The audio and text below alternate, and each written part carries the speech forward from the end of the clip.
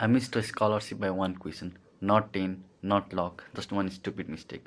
र आफ्नो जर्नीलाई फेरि लुक ब्याक गर्दा आई क्यान क्लियरली से कि मैले त्यो मिस्टेक कहाँ गरेको थिएँ भनेर।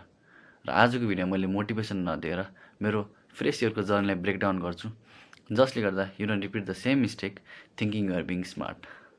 सो मैले चाहिँ मेरो फ्रेस इयरमा नराम्रो काम र राम्रो काम दुइटै गरेको छु होइन। सो राम्रो काम पनि गरेको छु, तर नराम्रो काम गर्दा पनि त्यतिखेर चाहिँ मैले राम्रै गरेको जस्तो लागिरहेको, बट मैले अहिले हेर्दा चाहिँ त्यतिखेर मैले यो नगर्नुपर्ने भने चाहिँ क्लियरली थाहा हुन्छ होइन।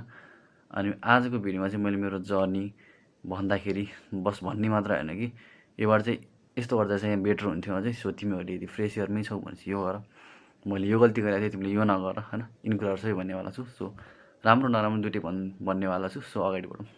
सो माई जर्नी होइन, यसमा चाहिँ के छ, मेरो फ्रेस इयरको कन्टेक्स्ट अलिअलि आफ्नो बारेमा भट्टाएको छु मैले। अनि त्यसपछि मैले के राइट गरेँ र मैले के रङ गरेँ र रङ गर्दाखेरि तिमीले के गर्छौ, के गर्न सक्छौ जसले गर्दा चाहिँ राम्रो हुनसक्छ, अनि यिनीहरू भन्ने कुरा गर्छौँ। सो सुरुमा चाहिँ part 1, the decision that was actually right होइन। मैले जे गरेँ, मैले के गरेँ जो चाहिँ साँच्चीमै राम्रो थियो। सो सुरुमा चाहिँ मैले मेरो प्रिपेरेसन चाहिँ क्लास 12देखि सुरु भएको। सो क्लास 12मा मैले अनलाइन प्रिमेड लिएको थिएँ, नेमकै लिएको थिएँ होइन, भनिदिइहाल्छु यो पनि, अनलाइन प्रिमेड नेमकै लिएको थिएँ। And that was actually a good decision. Good decision नेमको ल्याउनु होइन, गुड डिसिसन प्रिमेड ल्याउनु पनि होला होइन, तर गुड डिसिसन चाहिँ अनलाइन ल्याउनु हो कि यहाँ। अनलाइन ल्याउनु चाहिँ भेरी गुड डिसिसन जस्तो लाग्छ मलाई। किनकि म क्लास 12मा पढिरहेको थिएँ होइन। जे मलाई क्लासमा पढाउँछ त्यो त म सबै कुरा न्यू थियो, रिभिजन गरे जस्तो होइन, केही नै होइन। एभ्रिथिङ इज न्यू, त्यो वर्डै नयाँ छ मेरो लागि, सबै कुरा नयाँ छ। अनि त्यसमा पनि मैले फिजिकल्ली इन्ट्रान्स प्रिपरेसन गर्न थाले भए त मैले भएन नि त टाइम, फ्लेक्सिबिलिटी हुन्थेन होइन। अब त्यो यदि भ्याएछु भने पनि एनर्जी हुन्थेन, केही पनि हुन्थेन, मेरो फोकस हुन्थेन। सो जसले गर्दा आई थिङ्क अनलाइनमा ल्याउनु चाहिँ was a very good decision for me है। अनि त्यस्तै गरेर यहीसँग पनि चाहिँ कनेक्ट हुने के भयो भने प्रिमेड ल्यायो होइन, प्रिमेड भनेर बसिराख्ने चाहिँ गरेन मैले हल्का दिमाग पुऱ्याएँ, किनकि मलाई हल्का ओभरवेल्म पनि हुन लाग्यो कि इन्ट्रान्सको लागि हेर्ने कि आफ्नो बोर्डको लागि हेर्ने के गर्ने भनेर। सो जति भ्यायो मैले प्रिमेड गरेँ। त्यसपछि मैले सोचेँ कि प्राइमरी सिलेबस र सेकेन्डरी सिलेबस भनेर सोचेँ कि प्राइमरी सिलेबस त प्लस 2को बोर्डै हो नि त, किनकि सबै च्याप्टरहरू न्यू थियो त्यतिखेर होइन। अनि मेरो जबसम्म मैले मेरो कोर कन्सेप्टलाई इम्प्रुभ पार्दिनँ, जति नै एमसिक्यू गरेँ नि, जति नै जे गरेँ पनि त्यो त काम लाग्ने थिएन। सो मेरो डिसिजन कि म प्राइमरी सिलेबसले ध्यान दिन्छु, विच वाज प्लस 2को सिलेबस। अनि सेकेन्डरीलाई चाहिँ म अहिले टाटा बाई बाई गर्छु होइन, जुन चाहिँ इन्ट्रान्सको थियो। सो यहाँ मैले हल्का भिजुअल रिप्रेजेन्टेसन ल्याएको छु। त्यो के हो भने चाहिँ सुरुमा चाहिँ अनलाइन ल्याउनु, that was a good decision. फिजिकलमा त त्यहाँ हुन्छ होइन। अनि त्यसपछि अब अनलाइनमा त अर्को फाइदा के पनि भयो भनेपछि कुनै क्लास छुटेछ केही भएछ भने त रेकर्डेड लेक्चर पनि एभाइलेबल हुन्छ। सो तर फिजिकलमा केही क्लासहरू छुट्यो भने त त्यो त ग्याप हो, ब्याकलग लाग्छ, ब्याकलग कतिखेर कम्पाउन्ड हुन्छ थाहा नै हुन्न। अनलाइनमा त्यो समस्या भएन अझ होइन। अनि त्यति मात्र नभएर प्राइमरी बोर्डको सिलेबस हो, सेकेन्डरी हो भने म ओभरअल भएको थिएँ बिचमा, तर पछि मैले हल्का दिमाग पुऱ्याएँ। अनि त्यसपछि मैले यो गरेँ, which was a very good decision है। अब चाहिँ हामी चाहिँ मेरो मिस्टेकमा होइन। सो मेरो पहिलो मिस्टेक भनेको नोट ट्र्याप। अब यसको लागि हल्का मेरो कन्टेक्स्ट दिनुपर्छ होइन, मैले आफ्नो बारेमा बताउनेवाला छु थोरै। सो के हो भने अब म चाहिँ अलि भक्तपुर बस्ने होइन। यो खासमा चाहिँ यो कुरा चाहिँ कतिखेरदेखि भने चाहिँ मेरो 12को बोर्ड सकिसक्यो। सो म चाहिँ भक्तपुर बस्ने मान्छे, अनि म नेम जान्ने, अब प्रिमेड अनलाइन उसको नेमकै ल्याएको छु भने फिजिकल पनि नेमकै जोइन हुने भनेर मैले सोचेँ। अनि म इक्जाम सकिएको 1 विक पछि नै म जोइन पनि भइहालेँ होइन। अनि चाहिँ I think that was my mistake कि फिजिकल चाहिँ जोइन नहुनु पर्ने जस्तो लाग्छ मलाई, किनकि म टाढा बस्ने मान्छे। सो जान 1 घन्टा, आउन 1 घन्टा लाग्ने, माइती घरको जाम थाहा नै छ होइन, 10 बजेको। सो त्यतिखेर चाहिँ हल्का ज्या हुन्थ्यो, तर गएँ किनकि मलाई नेमको नोट जुन सरहरूको त्यो दामी लाग्थ्यो। किनकि एउटा नोट पढाउनु, एउटा लेसनको 2-4 पेजको नोट हुन्थ्यो। अनि त्यो नोटबाटै मोस्टली कसै पनि त्यहीबाट फस्थेँ कि मैले त्यत्रो ठुल्ठुलो बुक पढ्नै पर्ने हुन्थेन कि, जसले गर्दा मैले त्यही सरको नोटहरू बनाउँथेँ, त्यही सरको नोटहरू पढ्थेँ र नोट बनाएकै राम्रो छ, किनकि त्यसले मेरो ड्रप इयर्समा पनि मलाई हेल्प गरेको थियो। एन्ड सो नोटको लागि मात्र भयो भने म जानुपर्ने चाहिँ हुन्थ्यो कि। अनि जसले गर्दा यहाँ मैले रिप्रेजेन्टेसन पनि ल्याएको छु होइन, नोट पायो पुरा खुसी भएर बसिरहेको छ नि। अनि यस्तै हुन्थ्यो मेरो मुड त्यतिखेर, नेमको नोट चाहिँ राम्रो लाग्थ्यो मलाई होइन। तर म टाढा बस्थेँ, फेरि भक्तपुरमा बस्थेँ, जसले गर्दा मलाई जान आउन एकदमै थाक्किने हुन्थ्यो। म त्यहाँ जानुको रिजन बस नोटको लागि मात्र थियो कि मलाई पढ्न पनि, मलाई त्यो लेक्चरै लिन मन थिएन कि, मलाई बस नोट चाहिएको थियो। के लेखुन् त सरहरूले ट्याक्कै त्यति लेख्ने, अनि त्यति मात्र पढ्ने, अनि मेरो मार्क्स आइहाल्छ टाइपको हुन्थ्यो कि। अनि तर के भयो भने अब थाकेर यो टाइम वेस्ट मात्र नभएर यसले मलाई फटिक पनि दिने भयो नि त, जसले गर्दा मलाई निद लाग्ने भयो पढ्ने बेला, जसले गर्दा फेरि मेरो इफिसियन्सी ड्रप हुने भयो, मेरो मार्क्स झन् बढ्ला भनेर त्यत्रो दुःख गरेको झन् घट्ने भयो। अब नोटको लागि मात्र जाने हो भने त किन कोहीलाई नसोधेको त, कसैले पठाइदिइहाल्थ्यो नि नोट त भन्ने लाग्ला होइन, बट कसले पठाइदिन्छ कि। अब केटाहरू अलिअलि होइन, तर उहाँ त सबै स्ट्रेन्जर नै हो, अनि केटाहरू हुन्थ्यो अलिअलि, तर तिनी केटाहरूको नोट हेर्ने लागेको हुन्थेन होइन, सिधै भन्न पर्दा। होइन अब माग्न गएपछि केटीसँग हुन्थ्यो, सो केटीसँग अलि माग्न अर्कै नै हुन्छ होइन, ट्राई गरेको हो नगरे होइन, हल्का भएन मिलेन भनौँ होइन, सिधै एकचोटि दुईचोटि त पाए पनि त्यसपछि त अब सधैँ मागिराख्नु पनि झ्याउ हुन्छ, अनि मिल्दैन क्या जस। सो त्यही भएर पनि म जानुपर्ने भयो कि सिचुएसन होइन, नोटकै लागि जाने, नोटकै लागि आउने, नोटकै लागि 2 घन्टा यत्तिकै टाइम वेस्ट गर्ने भइरहेको थियो। सो म चाहिँ यो चाहिँ मेरो मिस्टेक हो भन्छु होइन, मैले फिजिकल नल्याएर सिधै अनलाइन ल्याए भए त आनन्दै हुन्थ्यो नि त, तर म अब बाटो बन्न पर्ने होइन, सो फिजिकल ल्याइहालेँ। अनि त्यसपछि त्यसले चाहिँ मेरो धेरै टाइम वेस्टदेखि ल्याएर मेरो मेन्टल एनर्जी सबै ड्रेन गरिदिन्थ्यो त्यतिखेर मैले रियलाइज पनि भइसकेको थियो कि यसले मलाई झ्याउ गरिरहेछ फाइदाभन्दा बढी। त्यही नै के गर्नु, मलाई बुक यत्रो पढ्नै मन लाग्दैन, सिधै नोट पाएपछि नोट हेरिहाल्ने भन्ने हुन्थ्यो, सो त्यही गरिहाल्ने होइन।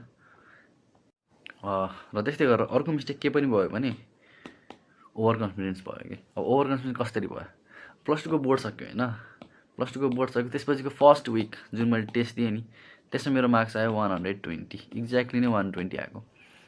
अनि त्यसपछि त्यतिखेर अब फिजिकल क्लासमा जोइन भएको थिएँ, अनि त्यतिखेर सरहरूले कति आयो भनेर सोध्नुहुन्थ्यो होइन, 80 90 भन्थ्यो क्या अरू विद्यार्थीले, अनि कस्तो तारिफ हानिदिने कि ए खतरा ल्यायो, यसले त राम्रो लिएर रहेछ, यसले त यस्तो होइन, ए 100 मार्क्समा त धेरै राम्रो, यस्तो यस्तो कुरा गरिदिने, अनि मेरो आइरहेको 120।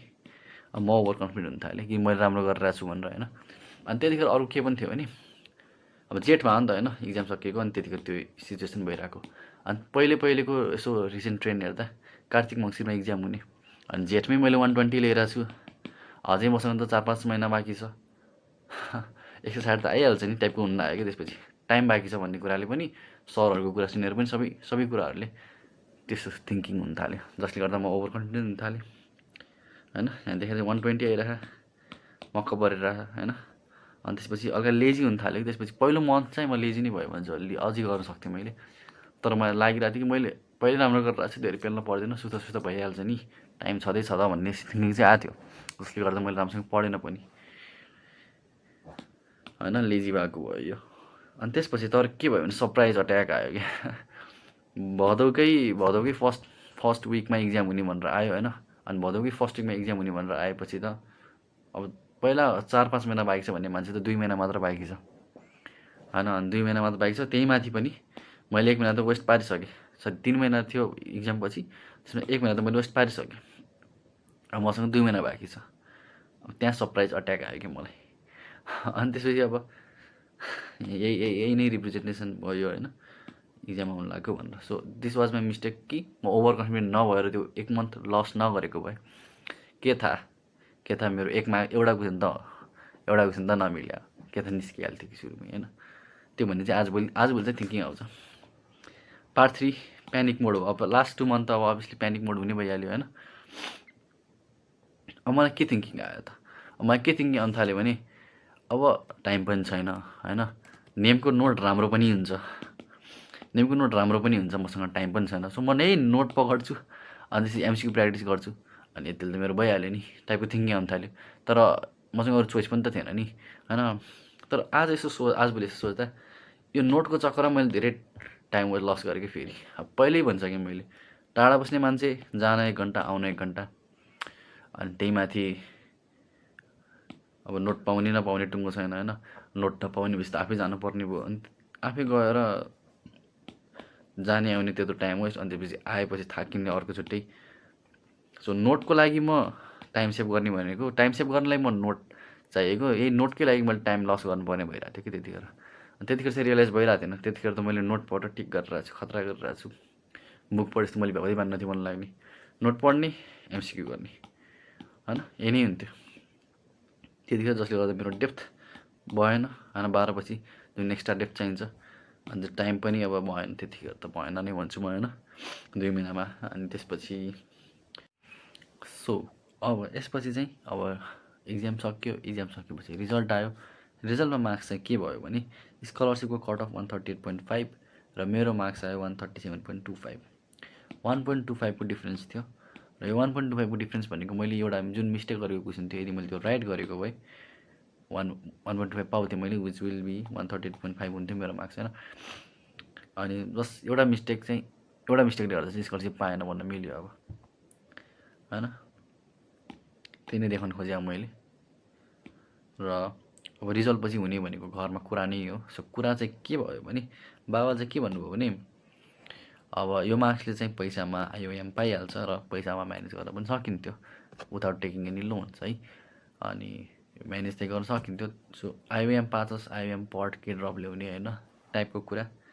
बट मी बिङ मी, मलाई थाहा थियो मैले अझै गर्न सक्थेँ, किनकि मलाई क्लियरली थाहा थियो कि मैले पहिलो 1 महिना त वेस्टै गरेँ राम्रोसँग पढाएन भनेर होइन। अनि मैले अझै एमसिक्यू पनि धेरै प्र्याक्टिस गरेको थिएन। एमसिक्यू त मैले प्र्याक्टिस गरेको थिएन, सरहरूले गराउँथ्यो त्यही मात्र गर्थेँ। अनि त्यसपछि अलिअलि पास्ट इयर क्वेसन गर्थेँ, मोड्युलको चाहिँ छ थिएन होइन। अलिअलि पास्ट इयरको पिवाइक्यू बुक चाहिँ गरेको थिएँ। सो आई न्यू मैले अझै गर्न सक्छु भन्ने, त्यही भएर मैले चाहिँ ड्रप लिएँ होइन। पैसामा पढ हामीले पढाउँछौँ भन्दै पनि एन्ड आई टुक ड्रप र त्यसपछि अब नेक्स्ट एटेम्प्ट र ड्रप इयरमा के भयो त्यो त अब नेक्स्ट भिडियोमै बनाउँला, किनकि लामो भइहाल्छ धेरै भिडियो। यही नै हो होइन कुराहरू। सो अन्तिममा चाहिँ म के भन्छु भने if you are in your fresh year, most mistakes चाहिँ तिनी कुरा जब तिमीले गरेर आउँछ दे डोन्ट लुक स्टुपिड। अनि म पनि त्यतिखेर गर्दा त स्टुपिड लागिरहेको थिएन नि त, रिजनेबल नै लागिरहेको थियो। नोटको लागि ट्राभल गर्ने रिजनेबल लागिरहेको थियो, 120 ल्याएपछि ल्याक्स नै रिजनेबल लागिरहेको थियो। बुकलाई छोडेर नोट मात्र पढ्छु अनि एमसिक्यू गर्छु, त्यो पनि रिजनेबल लागिरहेको थियो होइन। तर तिनीहरू त थिएन। आजभोलि सोच्दा पनि मैले के गरेँ भन्ने लाग्छ, तर त्यतिखेर त एकदमै रिजनेबल लागिरहेको थियो होइन। सो के अरे त्यो हिडन कस्टहरू हुन्छ कि टाइमको, एनर्जीको, फोकसको, तिनीहरू पनि ध्यान दिनुपर्छ। र यो आजको भिडियोमा चाहिँ मैले बस तिमीहरूले डराउनु खोजेँ होइन। तिमीहरूले भन्न खोजेँ कि तिम्रो प्रिपरेसनमा लिक चाहिँ कहाँ भएर आउँछ, यति इजी हुन्छ कि लिक भेटाउन। त्यो लिक भइरह भन्ने पनि थाहा हुन्न होइन, त्यही भन्न खोजेको। र नेक्स्ट भिडियोमा चाहिँ म अब ड्रप इयरमा चाहिँ मेरो के एक्चुअली चेन्ज भयो जसले गर्दा चाहिँ मेरो मार्क्स बढ्यो, स्टफ लाइक दोज भनेर भन्नेछु होइन। सो या लाइक, सब्सक्राइब, सेयर गर्न नबिर्सिनु होला। धन्यवाद।